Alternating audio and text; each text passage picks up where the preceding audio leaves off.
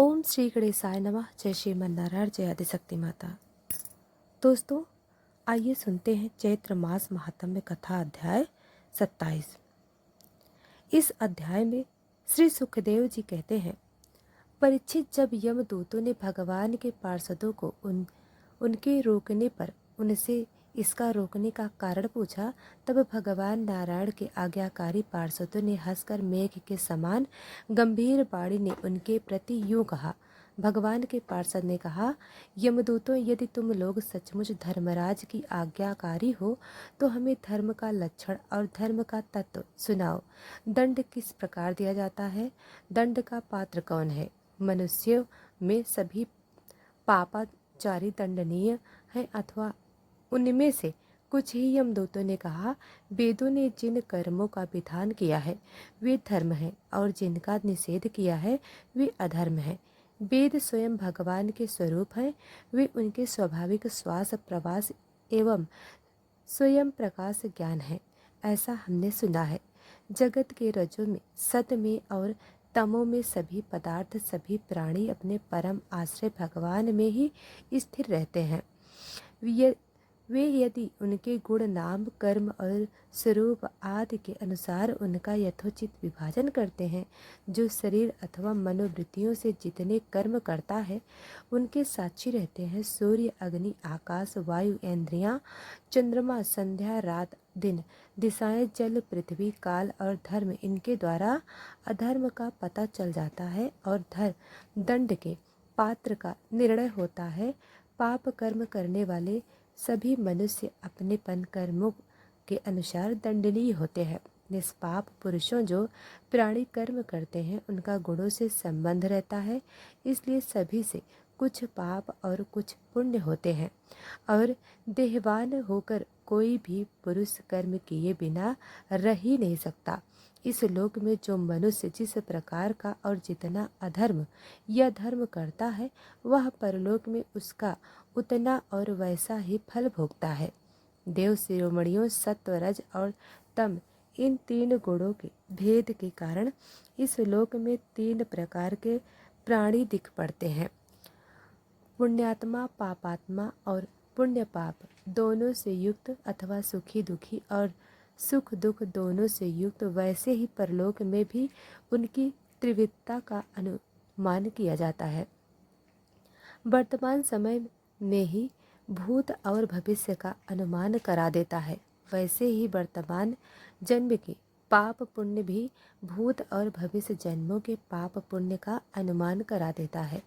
हमारे स्वामी अजन्मा भगवान सर्वज्ञ यमराज सबके अंतःकरण में ही विराजमान है, इसलिए वे अपने मन से ही सबके पूर्व रूपों को देख लेते हैं। वे साथ ही उनके भावी स्वरूप का विचार कर लेते हैं। जैसे सोया हुआ अज्ञानी पुरुष स्वप्न के समय प्रतीत हो रहे हैं कल्पित शरीर को ही अपना वास्तविक शरीर समझता है, सोए हुए अथवा जगाने पर शरीर को भूल जाता है, वैसे ही जीव भी अपने पूर्व जन्मों की याद भूल जाता है और वर्तमान शरीर के सिवा पहले और पिछले शरीरों के संबंध में कुछ भी नहीं जानता। सिद्ध पुरुषों, जीव इस शरीर के में 5 कर्मेंद्रियों से लेना देना और चलना फिरना आदि काम करता है।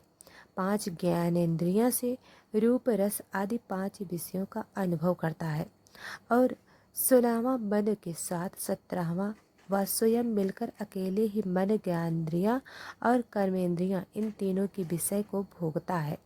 जीव का यह 16वां कला और सत्वादि 3 गुणों वाला लिंग शरीर अनादि है। यही जीव को बार बार हर्ष, शोक, भय और पीड़ा देने वाले जन्म मृत्यु के चक्कर में डालता है। जो जीव अज्ञानवश काम, क्रोध, लोभ, मद, मत्सर इन 6 शत्रुओं पर विजय प्राप्त नहीं कर लेता, उसे इच्छा रखते हुए भी विभिन्न वासनाओं के अनुसार अनेक कर्म करने पड़ते हैं। वैसी स्थिति में वह रेशम के कीड़े के समान अपने को कर्म के जाल में जकड़ लेता है और इस प्रकार अपने हाथों मोह का शिकार बन जाता है।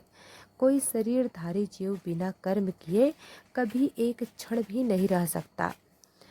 प्रत्येक प्राणी के स्वाभाविक गुण बलपूर्वक विवश करके उससे कर्म कराते हैं। जीव अपने पूर्व जन्मों के पाप पुण्यमय संस्कारों के अनुसार स्थूल और सूक्ष्म शरीर प्राप्त करता है। उसकी स्वाभाविक एवं प्रबल वासनाएं कभी उसे माता के जैसा बना देती है तो कभी पिता के जैसा। प्रकृति का संसर्ग होने से ही पुरुष अपने को अपने वास्तविक स्वरूप के विपरीत लिंग शरीर मान बैठता है। यह भगवान के भजन में शीघ्र ही दूर हो जाता है। देवताओं, आप जानते हैं, यह अजामिल बड़ा शास्त्रज्ञ था। शील, सदाचार और सद्गुणों का तो यह खजाना था। व्रतधारी, विनय, जितेंद्रिय, सत्यनिष्ठा, मंत्रवेत्ता और पवित्र था। इसने गुरु, अग्नि, अतिथि और वृद्ध पुरुषों की सेवा की थी। अहंकार तो इसमें था ही नहीं। यह समस्त प्राणियों का हित चाहता, उपकार करता, आवश्यकता के अनुसार ही बोलता और किसी के गुणों में दोष नहीं ढूंढता था। एक दिन यह ब्राह्मण अपने पिता के आदेश अनुसार वन में गया और वहां से फल फूल तथा कुछ लेकर घर के लिए लौट आया। लौटते समय इसने देखा कि एक भ्रष्ट व्यक्ति, जो व्यक्ति कामी और नीलज्ज है, श्राप पीकर किसी वैश्या के साथ विहार कर रहा है। वैश्या भी श्राप पीकर मतवाली हो रही है। नशे के कारण उसकी आंखें नाच रही हैं। वह अर्धनग्न अवस्था में हो रही है। वह व्यक्ति उस वैश्या के साथ कभी गाता, कभी हंसता और कभी तरह तरह की चेष्टाएं करके उसे प्रसन्न करता। अजामिल उन्हें इस अवस्था में देखकर सरसा मोहित और काम के बस हो गया। यद्यपि अजामिल ने अपने धैर्य और ज्ञान के अनुसार अपने काम वेग से विचलित मन को रोकने की बहुत चेष्टाएं की, परंतु पूरी शक्ति लगा देने पर भी वह अपने मन को रोकने में असमर्थ रहा। उस वैश्या को निमित्त बनाकर काम पिशाच ने अजमेर के मन में को ग्रस लिया। इसके सदाचार और शास्त्रीय संबंधी चेतनाएं नष्ट हो गईं और यह मन ही मन उसी वैश्या का चिंतन करने लगा और अपने धर्म से विमुख हो गया। अजमेर सुंदर वस्त्र, आभूषण आदि वस्तुएं जिनसे वह प्रसन्न होती हैं वह ले जाता और उसे देता।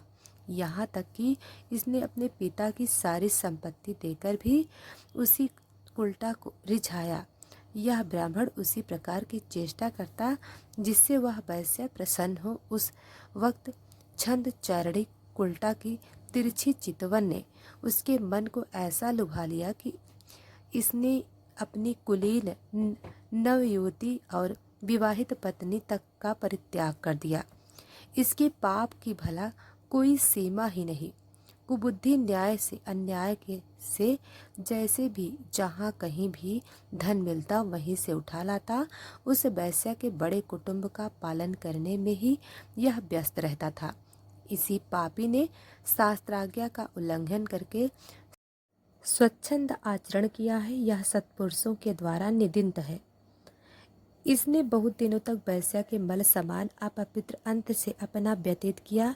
इसका सारा जीवन पापमय है। इसने अब तक अपने पापों का कोई प्रायश्चित भी नहीं किया। इसलिए अब हम इस पापी को दंड पानी भगवान यमराज के पास ले जाएंगे। वहाँ यह अपने पापों का दंड भोग कर शुद्ध हो जाएगा। तो इसी के साथ यह अध्याय समाप्त हुआ।